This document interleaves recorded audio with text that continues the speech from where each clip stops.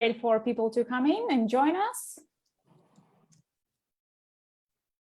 I believe we are ready to start now. So welcome and thank you for joining us at our IELTS Talks webinar.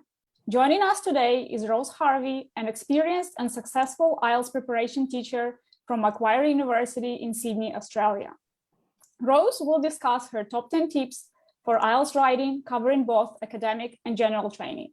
We'll finish with a 15-minute question and answer session, so make sure to ask your questions in the Zoom Q&A box, or if you're joining us on Facebook, please leave your comments in the comments section and we'll try to answer as many as we can today. Without further ado, I'm excited to hand over to you, Rose. Thank you. Thank you so much, Alex. So welcome today, everyone. I'm so glad to have you all here today. I'm going to take you through our top 10 tips for IELTS writing. Before I start, I am an English language teacher from Macquarie University, and I also work as an IELTS teacher and also work on an online course that we have called IELTS Online. So we help thousands of students prepare for their IELTS test and for their IELTS writing test. I chose IELTS writing today because I think this is the part of the test that we get the most questions about at Macquarie University. And this is also the test that I think students seem to worry a lot about. So I'm hoping that today I can help you feel more confident for your IELTS writing test. So first, I would just like to know a little bit about yourself. So in the chat box, could you please introduce yourself to me? What is your name and where are you from? And I'd really like to know which IELTS exam you're taking. Maybe you don't know yet, and that's okay. Today's webinar will help you with tips for both academic and general training. But please tell me a little bit about yourself, where you're from, your name, and which IELTS exam you're taking. And we can see what people are doing. Also, we have people from India, which is great. I'm sure we've got people taking both academic and general training. Alvin is taking academic. So the good news is that if you're taking academic, the tips today will help you, and the same for general as well. There's a lot of people from India and Bangladesh. Welcome, everyone. It's in Egypt. It's great to have so many people from different parts of the world here today, and welcome whatever time of day you're joining us at. So without any further ado, let's move on to look at the first of the tips. Sorry, everyone, my slides are clicking through very slowly.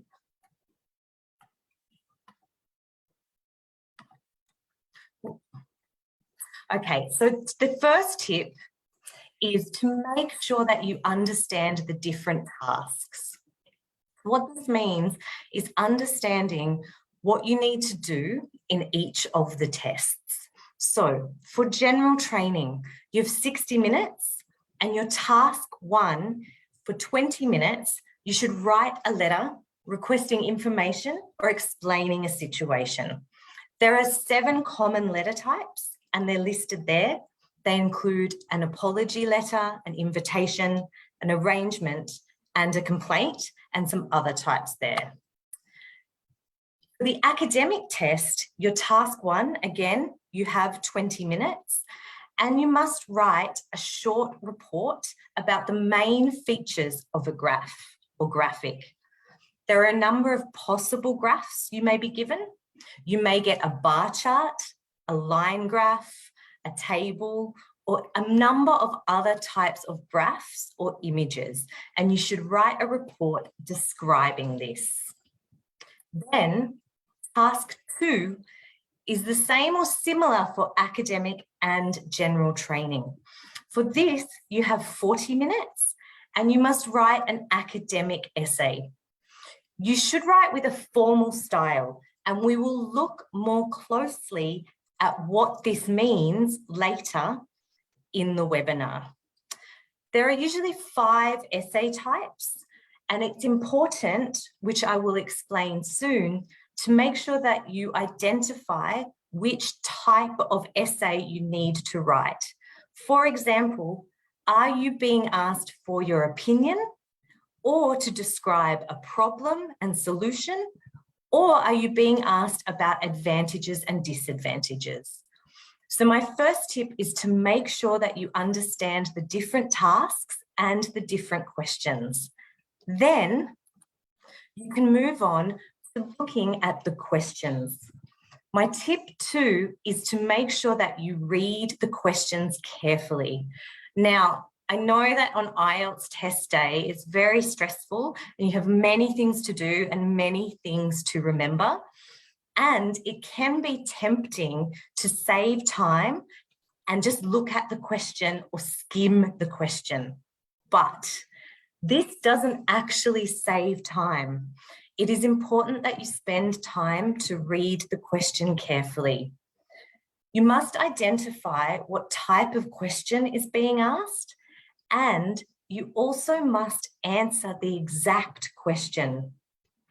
If you don't read the question carefully, then you'll actually spend more time maybe writing the wrong question or feeling a little bit confused about what you're supposed to do. Also, understanding the question and reading the question carefully is key to responding to the public banned descriptors, which we will also look at later. So don't try and save time and start writing really quickly. Make sure you take time to read the question carefully. Now, how do you do that? So you can read it, but there are some steps that you can follow to make sure that you identify the right parts of the question. The first of these is to identify the topic words. Each essay will have a general topic. For example, this is an example for task 2. Sorry, I should have said. Each essay will have a general topic. For example, the essay may be asking you about the internet or the environment, and you must first identify this. Get a general idea on what your essay is asking you to write. But you need to make sure that you understand the essay on a more specific basis. And this part, step 2, is what people often miss or misunderstand if they do not spend enough time reading the question. So you must identify the micro topic or limiting words. These tell you exactly what the essay question is asking you. For example, if the general topic is the internet, the micro topic or limiting words may ask you about whether or not the internet causes health problems, or whether or not the internet should be given to students for free. They are the specific topics that you must talk about, rather than just the internet in general. Step 3 is to identify the instruction words. This links to what I was talking about earlier when I mentioned the different types of essays. These instruction words will tell you exactly which type of essay you need to write. If the question says, do you agree or disagree, you know that this is asking you about your opinion. If the question asks about advantages or disadvantages, you must write a different type of essay. Again, writing the correct type of essay is key to getting the score that you want in the banned descriptors. So you've looked at the question and now you're ready to write. Tip 3 is that you must write the right amount of words. So you must reach the minimum word limit. Now, most people will know that for task 1, that is 150 words, and for task 2, that is 250 words, sorry. However, sometimes people may think that it is a good idea to write many words more than the minimum word count. And my tip is that this is not necessary, and also it can be negative. So whilst you must reach the word limit for your particular task, don't write too much. There's a number of reasons for this. Writing more can lead to an increase in errors. The more you write, the more chance you have of maybe making a grammatical or lexical error. Also, you're more likely to go off topic. The more you write, the more you may include ideas that are not relevant for that paragraph or that section or that essay or task. Also, there are no bonus marks for going over the minimum word count by a lot. You don't go up band scores because you wrote 500 words. So what you should do is write effectively and precisely. Also, we'll look in a minute at how important editing is and checking your work for errors. Obviously, the more you write, the more difficult it is to edit and find your grammatical and vocabulary errors. So what you should do is make every word count. It is important that every word and every sentence you write in IELTS, you're writing that for a reason. To do this, look at and understand the public band descriptors for your particular task in the test you are taking. So you need to understand what you need to do to get a certain band score, and we will look at this later, and then do that, but don't spend time adding extra information or adding extra sentences that don't directly relate to a reason that you're doing this in the band score. Another solution to this is practice. Practice writing essays, letters, or responses that are around the word limit. They're over the word limit, but they are not that much higher. Another key solution is plan, and make sure you understand the structure that you need to follow and stay with this structure. So, having said that, let's have a look at how you can write in clear paragraphs and follow a structure. Now, because there are people here doing academic and general, I'm not going to go into huge amounts of detail about the exact structure you need to follow for each task. But what I will say is, make sure you follow a clear structure with clear paragraphs, and each paragraph must have a clear topic. For example, for task 2, which is relevant for both general training and academic, the essay should usually have 4 paragraphs: an introduction, 2 body paragraphs, and a conclusion. Each of those body paragraphs should have a clear topic. So you need to be able to look at your paragraphs and identify what the clear topic of that paragraph is.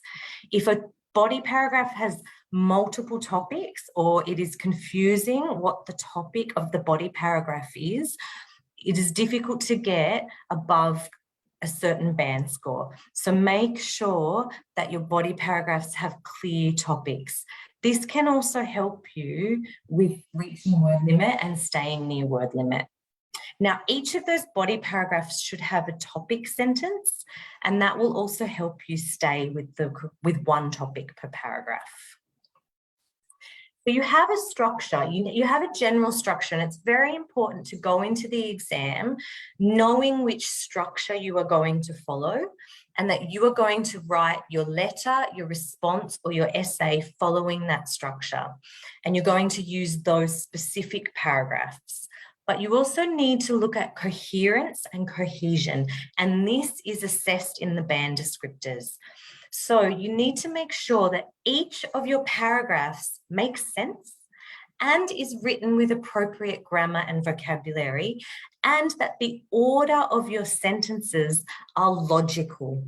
Now, writing in a logical way is important, and this means that each sentence has a clear relationship to the sentence that comes before and after. How can you achieve this logical writing? First is to make sure that you read the question and then decide on how you will group your ideas into paragraphs. So think about what you will write in paragraph 1, in paragraph 2, or in each section of your response. Make sure your paragraph has one clear topic. And then make sure that your ideas are progressing logically, that when you write one sentence, the next sentence has a strong relationship to the sentence before it. Then when you've finished writing, and we'll look at this shortly, you'll move on to your editing and you should read through your paragraphs. You should make sure that your sentences within your paragraph flow logically. So make sure that there's a clear reason. You can see if you read your paragraph, and you should be doing this when you're practicing. If you read your paragraph and you're reading a sentence and then you read another sentence and it is confusing why those sentences are next to each other, that is probably an issue with coherence and cohesion. And you should look at creating a better relationship or looking at the order of your sentences. Coherence and cohesion is also impacted by cohesive devices. Cohesive devices are words like however, in contrast, as a result, in addition. And using enough and correct cohesive devices is key to constructing clear paragraphs. So it's important that you understand what these cohesive devices mean, what punctuation they need, and also how you can use them. So if you think that cohesive devices is something you need to work on, start doing some extra practice in that area. And these are assessed in the band descriptors. Okay, moving on to tip 5. My tip 5 is do not memorize answers. Now, I'm not sure. I don't know if there's anyone here today who's going to admit that they've tried this. Has anybody ever done this? I know a lot of my students have told me in the past that they have memorized answers for IELTS. Now, I'm not here to judge. I am just here. I'm here to help. So I'm here to advise, please don't memorize model answers in order to try and pass your IELTS writing test. We would not recommend this. So there are a number of reasons for this. The first of these is that, remember I was talking about that you need to read the question carefully and make sure that you write the answer that answers that question. It is very unlikely that the question you get will be the exact model answer that you memorized. So the chances of that are almost impossible. So it's not a good test preparation strategy to do that. Also, there are issues of integrity and academic integrity in IELTS, in memorizing an essay or a response or a letter. And IELTS requires you to compose a piece of writing using your own original ideas. Now, if you memorize a model answer and write that, and then you're off topic, you risk not getting a very high band score for writing at all. Also, another reason is that it is very difficult for most of us to remember an entire essay correctly and accurately. So it is very likely that whatever you memorize, when you write it or type it on test day, when you are quite stressed and under time pressure, you will probably remember it with errors.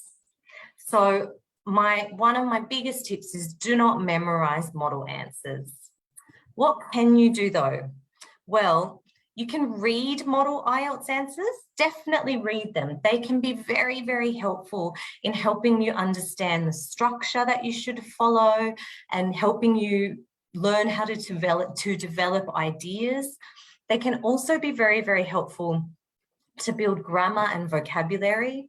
So definitely read them, but do not memorize them. Use them to guide your preparation and your development of your structure and style. You should also familiarize yourself with typical IELTS essay questions, mainly talking about essays here, but also typical task 1 letters and task 1 responses and graphs. But for essays in particular, read. So extend your general knowledge by reading about topics or listening to podcasts or watching documentaries, but start reading and listening to general knowledge about topics that are possibly going to be the questions that you get on test day. So for task 2, that could be globalization, technology, the environment, travel, a number of different things. And this is just a small number of possible topics. There are many different ones. But the more that you read, the more you will have a range of vocabulary and an understanding of ideas. I'm not sure if anyone here has taken IELTS before and they got an essay question and they thought, I don't know about this topic. I studied mathematics or engineering at university, and this question is asking me about art or some other topic that I don't feel confident writing about. By doing this reading, you will not only improve your language, but you'll also improve your knowledge of the topics and your ability to write about them. My tip 6 is to use your time wisely.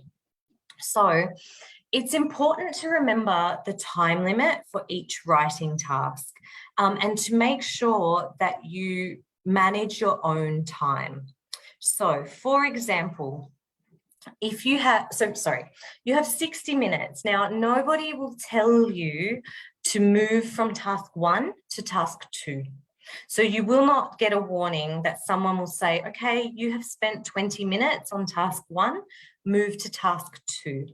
So you need to remember to stop working on one task and move to another.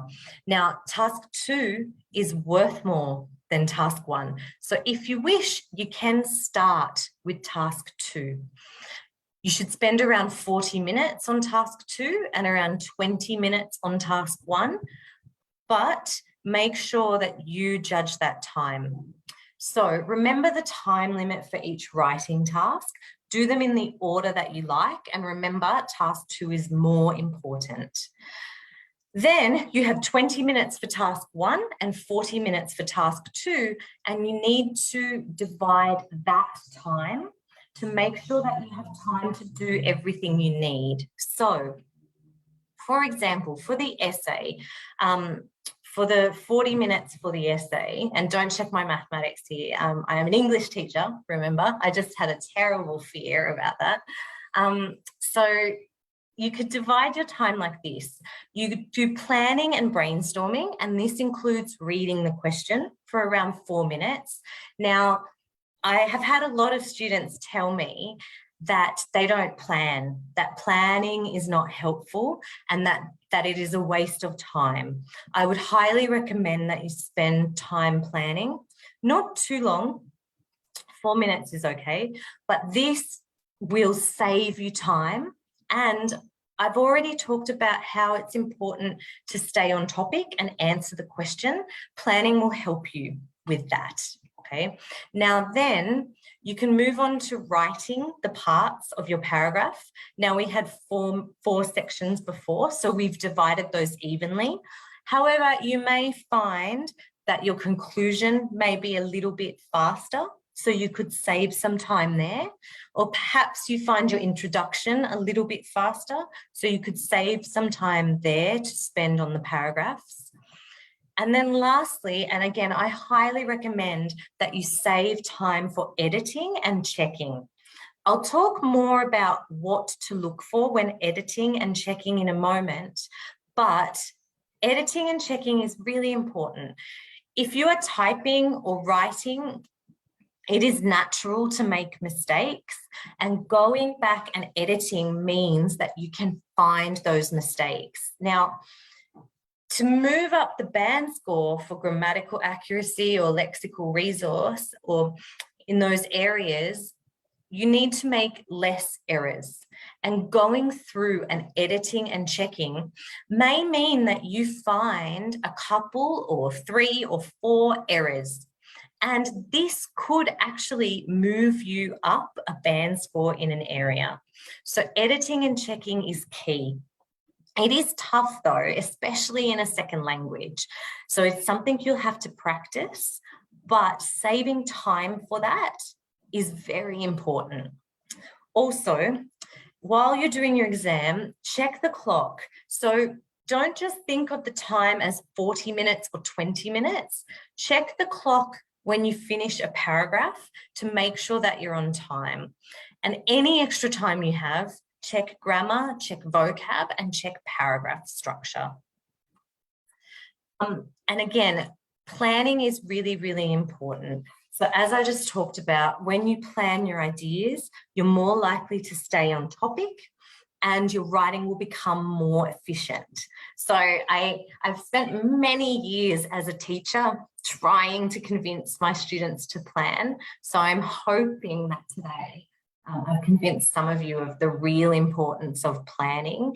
Even on IELTS day when you feel really stressed and you think there's not enough time, really try planning when you're practicing and see how it goes. And I really think it will make a difference in your writing. My tip 7, which I have spoken about a little bit already, is to make sure that you understand the public band descriptors.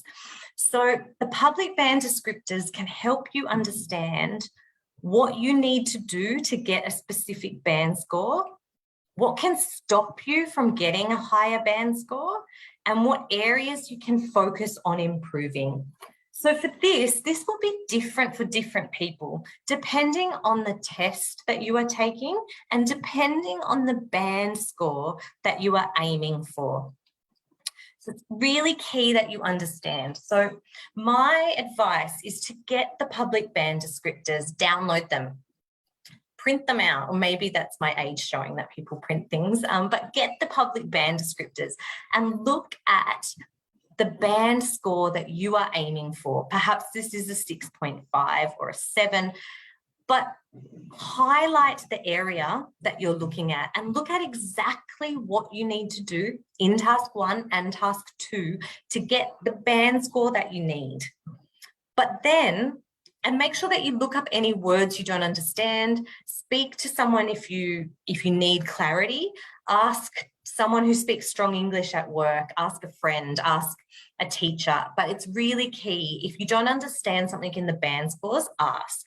But then also look at the band score above what you need and look at the band score below what you need and understand what could stop you from going higher and what could make you go lower.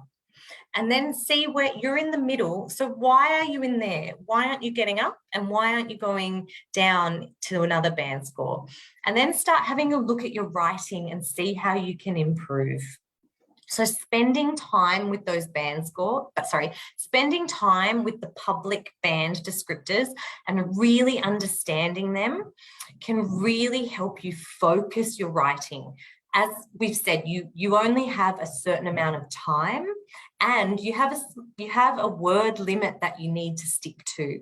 So really understanding these band descriptors can make sure that every word counts and every word is maximizing your chance to increase your score.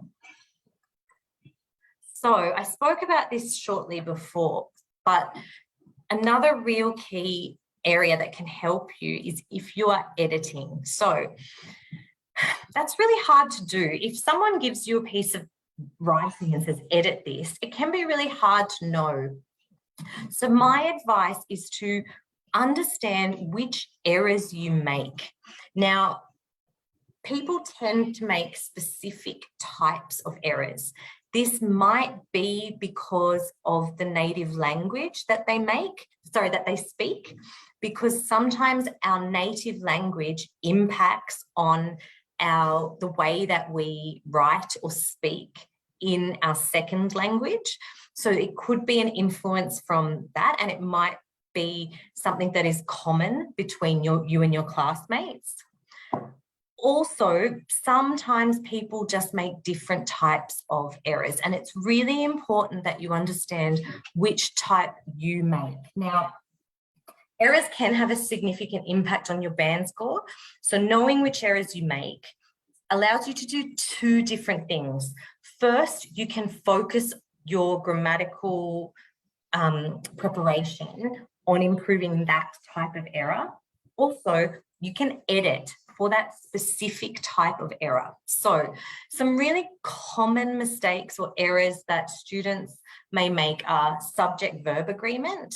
So for example, the verb does not match the subject, spelling, punctuation, the incorrect tense, missing or extra articles or incorrect articles like the, and an, or incorrect word forms. So for example, using the verb communicate when you need to use the noun communication. So identifying which of these you commonly make. To do this, you might like to ask someone to have a look at your writing, or you can go through and actually have a look and check these kind of manually. Look at subject-verb agreement. Are they incorrect? And run something through spell check. Are you making a lot of spelling mistakes? What type of spelling mistakes are you making? Even run something through grammar check on Microsoft Word and see what type of grammar mistakes you're making, and then use that to inform your preparation and your editing on test day. Similarly to this in relation to grammar and vocabulary, my tip 9 is that you should make sure that you use complex grammar and vocabulary. So using a range of complex language is important. So if you wrote an essay, a letter, or a response that had no mistakes, had no errors, so in terms of accuracy, it was perfect. But if it was very simple, if it used very simple sentences, simple language, you would probably not get the band score that you are aiming for, because as well as being accurate, your language must also be complex. The IELTS examiners are looking to see that you can achieve accuracy at a certain level of complex language. So you need to make sure that you include a range of complex language. Now for grammar, this includes adverb clauses, so sentences like when, while, although, and even though. It also includes noun clauses like that, why, when, and where, as well as adjective clauses like which, where, why. So there's a range of grammar that you can use. We're also talking here about things like passive voice, noun phrases, and a range of different grammatical grammar that you can use. But also, we're also looking at lexical complexity. So lexical complexity means using less common vocabulary. So making sure that we're not using the vocabulary that you first learn when you learn English. So words like good or bad, they would not be classed as less common vocabulary. They would be simple vocabulary. So taking opportunities to use more complex vocabulary can help increase your band score. So instead of a word like good, we would be looking to probably use a word like beneficial or positive. Now, this does two things. First, it increases the complexity, but it also helps with the development of your ideas, because the word good is not just simple, but it's also quite general. And so we need to make sure that we're using specific words to explain our ideas. So that's less common vocabulary. Now, it's also important in terms of lexical complexity that we paraphrase. Now, this is true through all the tasks. What we need to, you'll often find that you need to either repeat an idea. Oh, sorry, there's a big storm here. I'm not sure if you can hear the thunder. I apologize if I'll try and speak more loudly.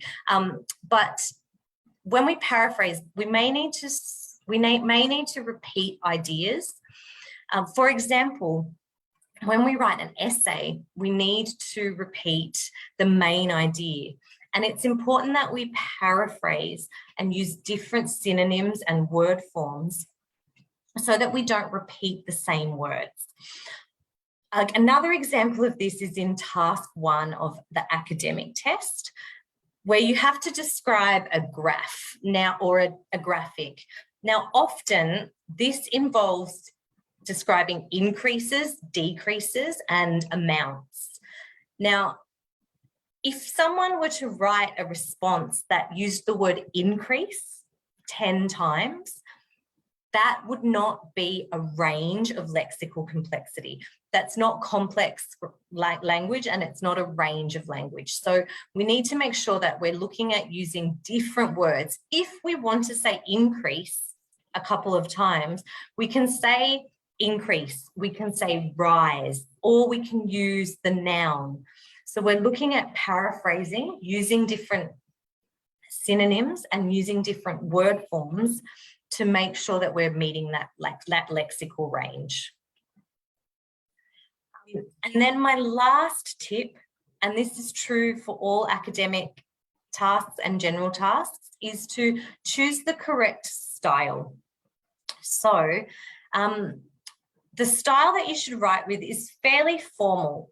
A good rule of thumb is to think about vocabulary or grammar or vocabulary that you would use in front of your teacher.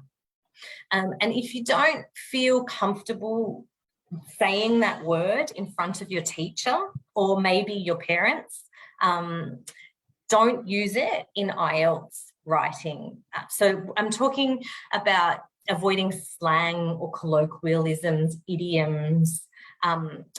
So making sure that the language that you use is fairly academic. Now, it doesn't need to be incredibly formal. We're not talking to the Queen, but we need to make sure that it is at a certain formal level. So avoid slang, also avoid contractions. What that means is words like don't and can't, so we should write the two words. Avoid using I, you, we, us.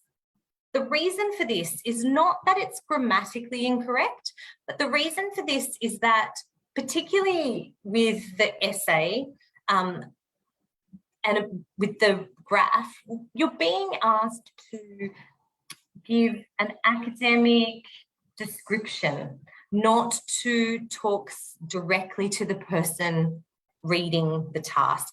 They want to know about the topic and they would like to know about the graph. So we don't need to bring in those personal ideas. Also avoid starting sentences with words like but, and, or so. They should be linked in a sentence rather than starting a new sentence. Avoid asking questions. So we often see in writing, particularly in essays, that students will, or test takers will ask a question, perhaps at a certain part of the essay. This is most common in essays, but we would avoid asking questions. Remember that you are answering a question. So if you wish to express the idea of a question, you can do that in another way, but you wouldn't ever use a question mark in any of your writing. You shouldn't be asking questions. Avoid generalizing and exaggerating. So we're looking to make, again, academic kind of descriptions or clear descriptions. We don't want to make generalizations. The reason for this is that they're usually not true, and it takes away from your ability to construct and develop your arguments. And it's really important that you develop your arguments. General training task 1 is a little bit different, but again, I would say in general training task 1 with the letter, I would say if you're not comfortable using this language around a teacher, don't put it in the letter.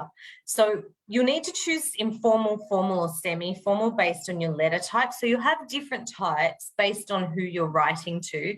So you can be a little bit less formal. So you definitely probably need to use you or I or we at times in your letter. But you still need to be careful not to use slang, a large amount of slang or colloquialisms. Another reason to avoid these is that they often don't translate from languages. So if you think there's some slang or an idiom in your native language, it may not translate and it may be confusing. So even though you may sometimes be a little less formal, you should still make sure you maintain a neutral and polite style in your letter. Okay, so they're my top 10 tips for IELTS writing. I will stop sharing my screen now that Alex is back. Beautiful. Thank you so much, Rose. Thank you. That was a spectacular webinar, and thank you for all of the insights and tips. We have received a lot of engagement on Zoom and Facebook. Questions are still coming in. Are you ready to answer some of them? Yep, I'm ready. Beautiful. And I'm really glad that we're on time. So we will have 20 minutes to answer questions. So that's a lot of time. So the first question from Zoom is, how many linking words in a paragraph is considered an overuse of cohesive devices?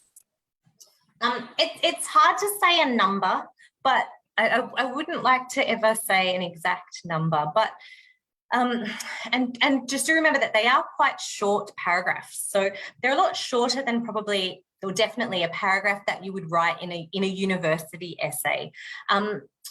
A good rule to remember is that you do not need a linking word for every sentence, a cohesive device for every sentence. So if we had every sentence beginning with a word like as a result or however, then we would maybe be looking at an overuse of cohesive devices. Also, there are other ways to link sentences. So there's cohesive devices such as however, as a result, but there's also other ways like pronoun referencing, the fanboys like for, and, nor, but, different ways to link. So I'd say if it's every sentence, you're probably looking at an overuse. Fantastic. Thank you, Rose. The next question is, how can we learn when to use a short sentence and when to use a long sentence? Okay, so I think that often our goal when we're learning a second language is for the production or the writing in that language to start to feel natural. So our goal is to start thinking as much as possible in that language rather than thinking in our native language and then producing. So in order to start to know when to use which vocabulary and grammar, my biggest tip would be spend as much time as possible in English. So whether that's reading, doing grammar exercises, or speaking or listening, just surround yourself by English and you will start to hear different uses of language and different strong English speakers speaking in different or writing in different ways. Probably the biggest the best way to do this is reading, and read a range of different texts. It doesn't have to be reading to study for IELTS. It can be anything. What reading does is it goes into your brain and you start to take in those grammatical structures. That's what I would say. Brilliant. Thank you, Rose. The next question is, will we get marked down for using passive voice? So the IELTS examiners won't go through and take marks off if you use a certain type of grammar or a certain word. So there's not a type of grammar that there's minus points or, however, if you were overusing a certain grammatical structure, such as passive, or if you were using a grammatical structure such as passive incorrectly, grammatically correctly, but logically incorrectly, then this could impact your band score. It's not so much about being marked down. It's more about using the grammar correctly and how this could impact either accuracy if it's incorrectly used, or impact your range if you're overusing passive. It can also impact development sometimes if you use too much of one grammar type. So just make sure that you're using the grammar correctly for the description or development that you would like. Great, thank you, Rose. The next question would be, how do we plan and brainstorm? Can you give any example or advice? Okay, so my first piece of advice would be that it gets easier the more that you practice. So I'm not sure if you have been in an IELTS test or some type of test and you're given a question and your brain goes blank. Many of my students say, I just can't think of ideas. Yes. So the more you read, and the more that will help, but also practice brainstorming. So you may not have time to write all the possible question types. What you probably might have time for is just to practice brainstorming. So there are lists of questions, IELTS questions online. Get questions and just spend 2 or 4 minutes for each question, just practicing brainstorming. You don't have to write them, just practice brainstorming. When you're practicing, it can be a good idea to think of a number of ideas. On IELTS test day, you'll probably only need 2 of those ideas. But while you're developing your brainstorming skills, if you can think of 10 ideas in 4 minutes, then do that. And over time, it will get easier, I promise. Agreed, Rose. I said for IELTS, and brain fog is a real issue. So yeah, yes, the more practice you have, the easier it gets, really. Yeah, definitely. Yeah. So thank you for this. The next question is, you mentioned it would not be appropriate to ask questions in our essay.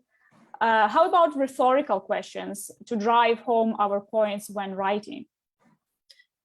So would still avoid, actually, if it would be a good idea to avoid question marks. So anything that needs a question mark in your essay should be avoided. Definitely also this is different for the letter. The letter is a little bit different, but for the graph description and the essay, if what you need to write would need a question mark, then you should try and think of a different way to say that. So for example, if you were writing an essay and you wanted to write, is the internet causing harm for children? Question mark. Mm-hmm. Okay. It would be better to phrase that in a way that shows that there are questions in this area, but doesn't ask a question. So instead of that, you could write something like, there are questions about the harm the internet causes children.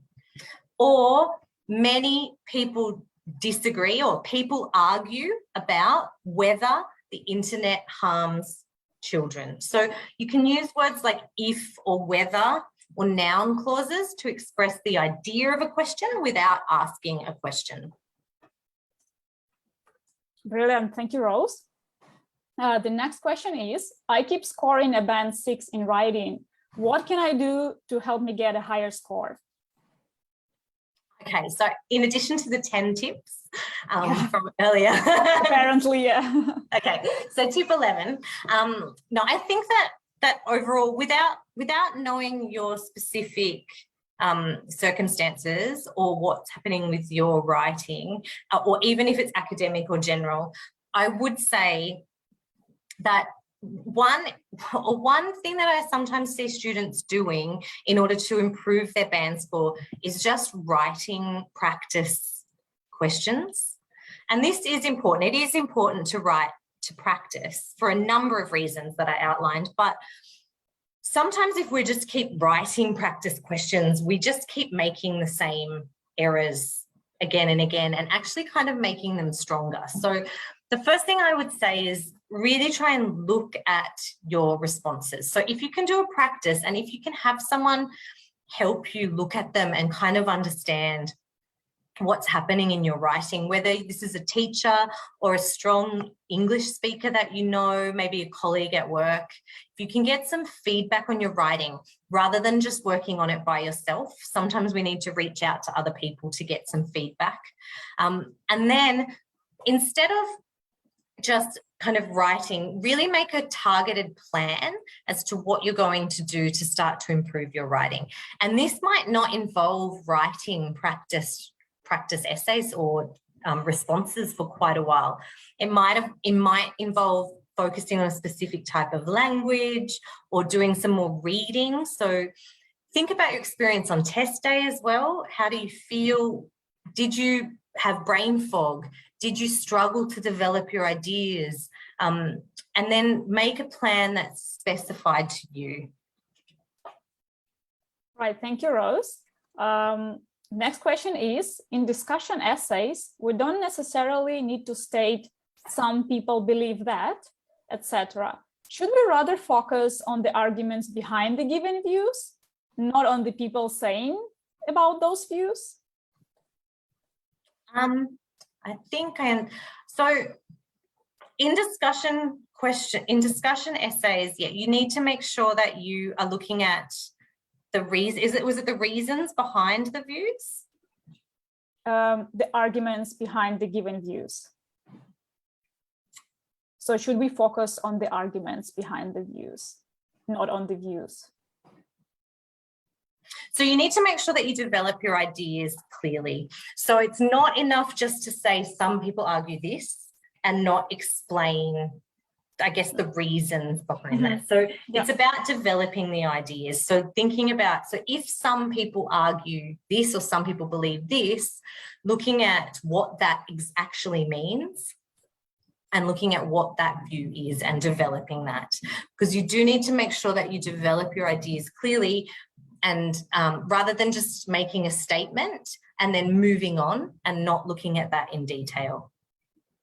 Right, thank you, Rose. I guess we have only one more question left before we wrap up. So in discussion essays, oh, hold on, I think this is the one, I've just asked it. So the other one is, we are told to avoid using the pronoun I in our essays in the question type where we are asked our opinion. What's the best way to go about it in the introduction of the essay? Oh, yes, sorry. So you could sometimes possibly say, I agree, or I disagree with the question in the thesis statement. Sorry, when I was talking before about I, you, we, it was more an overuse of I throughout the whole essay. Right. In your thesis statement, there's definitely a place for using that. So make sure that you do clearly say what your thesis is. But yeah, just avoid saying kind of I think throughout the whole essay. Beautiful. I think these are all the questions for today. Thank you, Rose. Thank you so much. If we didn't answer someone's question, please make sure to message us after the webinar. Rose, once again, thank you for joining us to share your knowledge and the brilliant insights. A further thank you to everyone who tuned in tonight and to our team who make this all possible. If you are looking for more IELTS preparation material, make sure to visit our website, IELTSIDP.com, and follow us on our socials. You will find the links down below in the footer of our website. Also, go see our new IELTS Prepare Hub, as well as the webinar registration page, where you can register for more of our upcoming webinars. That's it for today. Thanks, everyone, and see you next time. Bye.